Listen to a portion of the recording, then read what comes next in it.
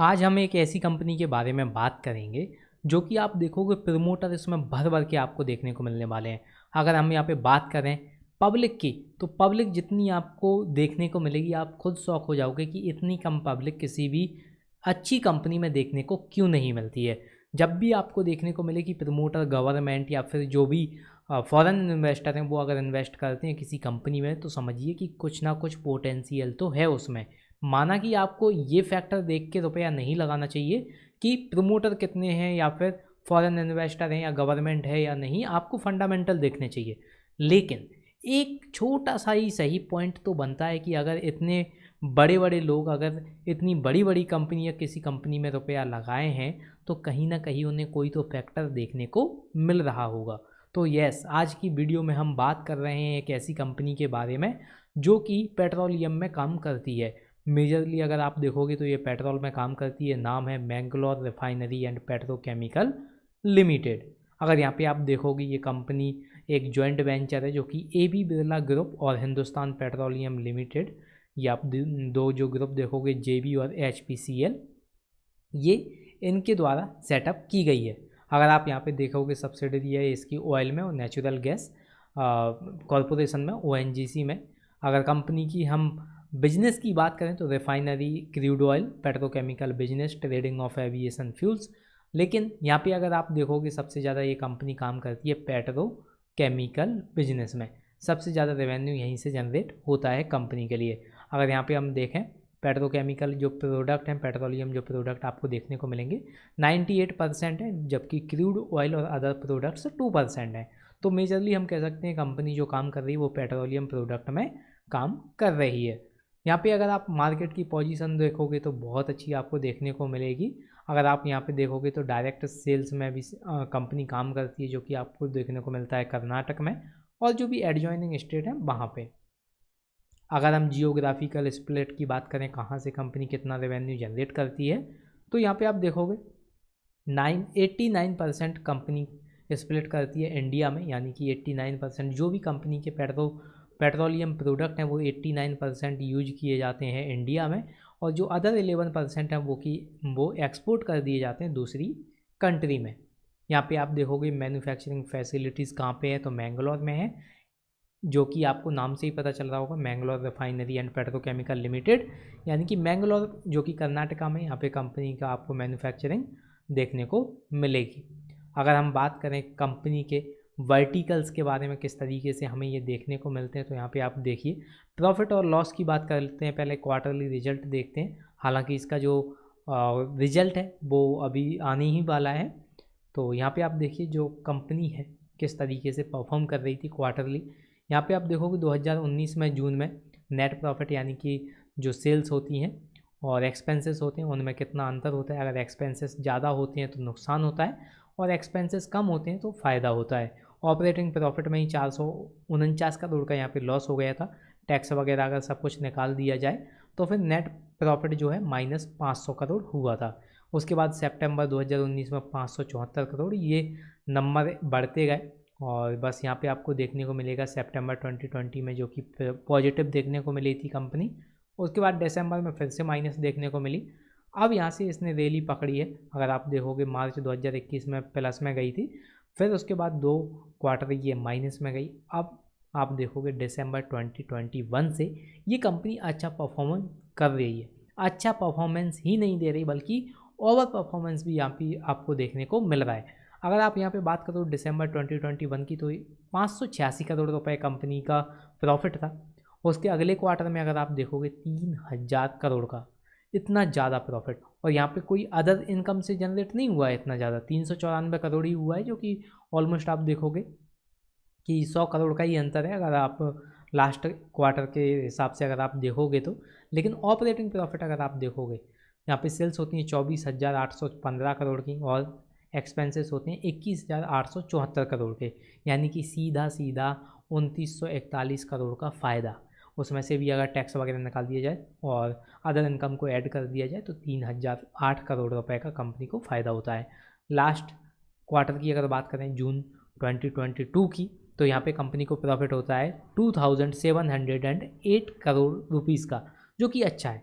यहाँ पे आपको 300 करोड़ का रिडक्शन जरूर देखने को मिल रहा है, लेकिन ओवरऑल अगर आप देखोगे कंपनी का बैलेंस बहुत अच्छा है। कंपनी जो है लगातार अब प्रॉफिट में देखने को मिल रही है हमें लास्ट 3 क्वार्टर से। इस क्वार्टर हम देखेंगे किस तरीके से हमें रिजल्ट देखने को मिलता है। अगर हम प्रॉफिट और लॉस की बात करें तो यही कहानी यहाँ पे आपको देखने को मिलेगी। यहाँ पे आप देखोगे कंपनी जो है 2955 करोड़ का प्रॉफिट था मार्च 2022 में। अगर हम ओवर दी ईयर की बात करें तो 6000 करोड़ का यहाँ पे एक्सपेक्ट किया जा रहा है।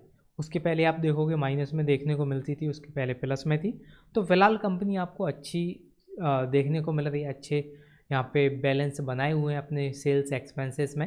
अगर हम बैलेंस शीट की बात करें तो कुछ इस तरीके से आपको देखने को मिलेगी। कंपनी के पास शेयर कैपिटल है 1753 करोड़ का, रिजर्व है कंपनी के पास 5444 करोड़ की, जबकि बोरोइंग है 21,310 करोड़ की। टोटल लाइबिलिटीज़ की अगर बात करें तो ये जनरेट है ये कंपनी के ऊपर है 40,068 करोड़ की। अगर हम बात करें इन्वेस्टर की, किस तरीके से हमें शेयर होल्डिंग पैटर्न यहाँ पे देखने को मिलता है कंपनी में, तो यहाँ पे आपको देखने को मिलेंगे प्रमोटर। इन प्रमोटर्स का आप नंबर देखिए, सेम आपको देखने को मिलेगा, ना ही ऊपर ना ही नीचे। तो कहीं ना कहीं कंपनी में अच्छा दाव किसी ने लगाया हुआ है। वहीं पे हम फॉरेन इन्वेस्टर की बात करें तो ये भी 1.60% आपको देखने को मिल रहा है, जो कि मार्च 2022 में ये कम थे, लेकिन फिर यहाँ पे आपको इंक्रीमेंट देखने को मिला। ऑलमोस्ट आप मान सकते हो 1% का इंक्रीमेंट देखने को मिला। वहीं पे अगर डोमेस्टिक इन्वेस्टर की बात करें तो यहाँ पे रिडक्शन देखने को मिला, ऑलमोस्ट आपको 0.50% देखने को मिला रिडक्शन। यहाँ पे अगर बात करें पब्लिक की तो ये ऑलमोस्ट 2020 दिसंबर से सेम फिगर में आपको देखने को मिल रही है।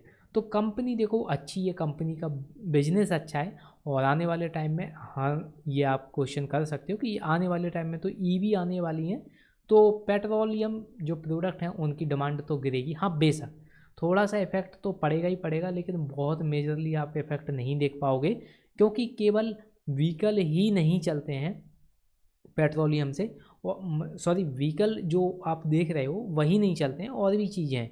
जैसे कि आप देखोगे एयरप्लेन है, अब यहाँ पे भी आपको फ्यूल लगता है, जो कि सबसे महंगा फ्यूल होता है, सबसे रिफाइनिंग फ्यूल होता है रॉकेट का, वहाँ पे भी ये कंपनी काम करती है। तो फ्यूल में ये कंपनी काम करती है। हालांकि जो व्हीकल है, हैवी जो व्हीकल है, वहाँ पे भी पेट्रोल का यूज किया ही जाएगा, एक लंबे टाइम तक किया जाएगा, क्योंकि ईवी पे इतना ज़्यादा रिलाई नहीं कर सकते, जो अभी तो डेवलपिंग फेज़ में है ईवी जो है।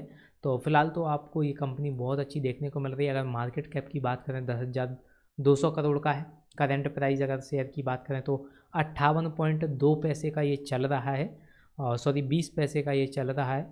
स्टॉक का पी रेशियो की अगर बात करें 1.68 पी है। आर की अगर बात करें तो 13.9% है। बुक वैल्यू की अगर बात करें 41.1%, यानी कि देखिए बुक वैल्यू से भी नीचे, और सॉरी बुक वैल्यू से ऊपर, थोड़ा सा ही ऊपर ये ट्रेड कर रहा है। तो एक अच्छे लेवल पे फिलहाल में आपको ये देखने को मिल रहा है। आरओई की अगर बात करें रिटर्न ऑन इक्विटी की तो 52.2% ये आपको देखने को मिल रहा है। अगर 52 वीक के हाई की अगर बात करें तो 128 रुपये तक ये शेयर गया था, और अगर लो की बात करें तो 37 रुपीज़ तक ये डाउन साइड मूवमेंट किया था। फेस वैल्यू की बात करें तो ये 10 रुपये फिलहाल में आपको देखने को मिल रही है। यहाँ पे अगर हम चार्ट देखें किस तरीके से हमें एक चार्ट देखने को मिलता है, तो आप देखोगे एक साल में कंपनी अच्छा यहाँ पे कंसोलिडेट हुई थी एक लेवल पे, जब इसने ब्रेकआउट दिया यहाँ पे तो एक अच्छा लेवल इसने टारगेट किया। वहाँ से यहाँ पे आप देखोगे लगातार फिर कंपनी गिरी, यहाँ पे कंसोलिडेशन फेज चला, उसके बाद थोड़ा सा डाउन साइड मूवमेंट हुआ। अब देखते हैं कि कंपनी कहाँ पे मूव करती है। हालांकि कंपनी अच्छी है, हो सकता है ये लंबे टाइम तक इसी फिगर में आपको देखने को मिले, आसपास ही ये रेंज में आपको देखने को मिलेगी। ऑलमोस्ट 75 टू 50 रुपीज़ के बीच में ही आपको ये देखने को मिलेगी।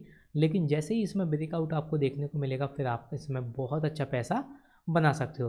यहीं पे अगर हम बात करें 5 ईयर चार्ट पैटर्न की, तो आप देखोगे लगातार जो कंपनी है नीचे आई है 5 साल से, लेकिन एक फेज़ के बाद इसने यहाँ पे 2020 में जो कोविड लगा हुआ था उसकी वजह से जो मार्केट गिरा था, वहाँ पे इसने कंसोलिडेट किया और फिर अच्छा मूवमेंट दिया, अब उसी फेज़ में आ रही है। तो हालांकि मैं ये नहीं कहता कि एकदम से आप पूरा रुपया पटक दो इसमें, नहीं, आपको उतना ही लिमिटेड रुपया लगाना है, और एक मिनिमम अमाउंट लगा के आप छोड़ सकते हो इस कंपनी को।